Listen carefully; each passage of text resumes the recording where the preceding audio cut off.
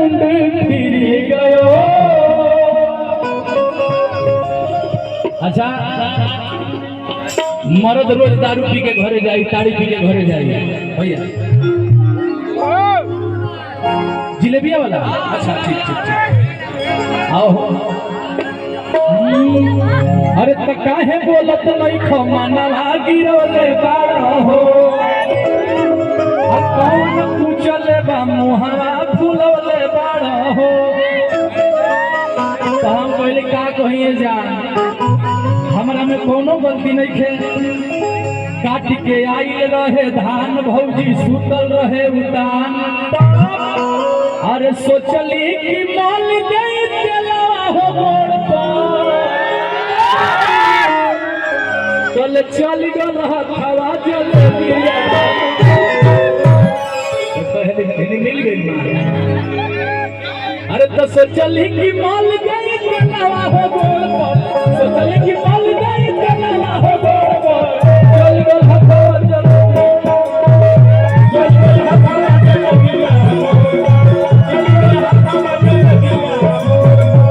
काहे बोलत नहीं खमानवा गिरवले बाड़ा हो। काहे बोलत नहीं खमानवा गिरवले बाड़ा हो। कौन पूछले बा मुहवा फुलवले बाड़ा हो।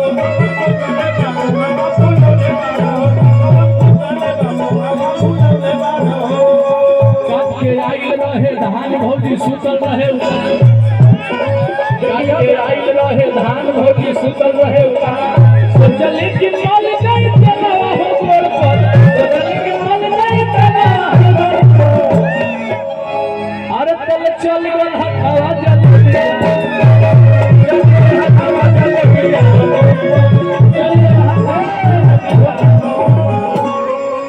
हो रात सैयाज के रे मुंड फिरी गयो।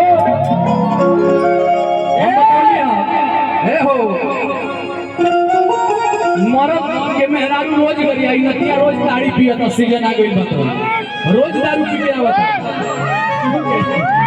लेकिन वही मेहरारू अगर मरद एक बोतल दारू ले आके घरे धर देले बा आ तोहरो ने देवर जाके कही के भौजी भैया दारू रखले बना देना देख पे तो कोई के ना हटाओ अपना के लिए हो तोहरा के लिए। मेहरारू बड़ा दुख में भी है। मरद तारी खाना से चलल होता कैसे हो रात सैयाज के रे मुंड फिरी गयो। हो ताड़ी झाड़ी पे गिरी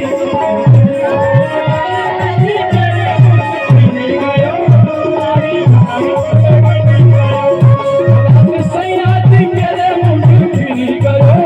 ताड़ी झाड़ी पे गिरी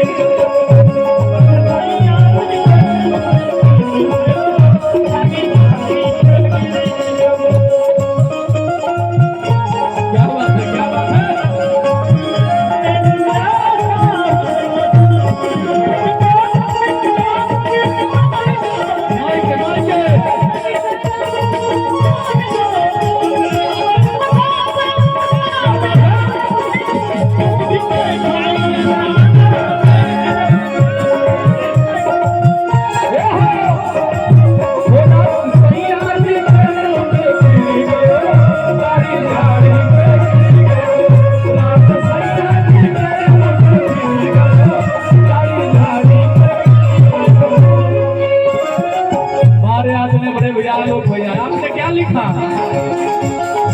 अरे नशा जब चढ़ल आंगे आंगे रूह लबनी से बलिया निकाल दी।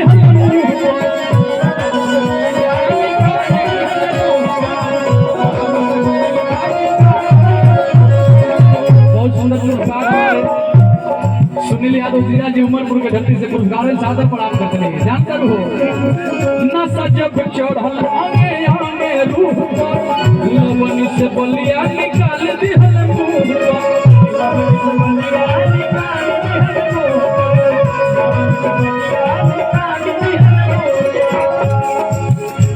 मुंड दुई मिनट में फिरी गयो।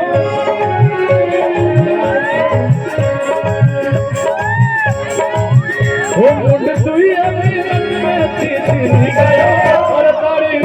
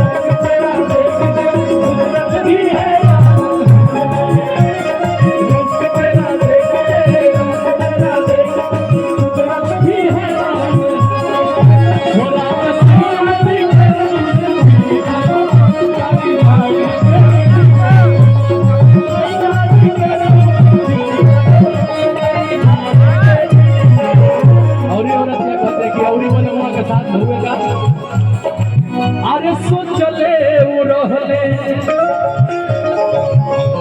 काटे खातिर जानी जुवत रह गइल जिभिया से पानी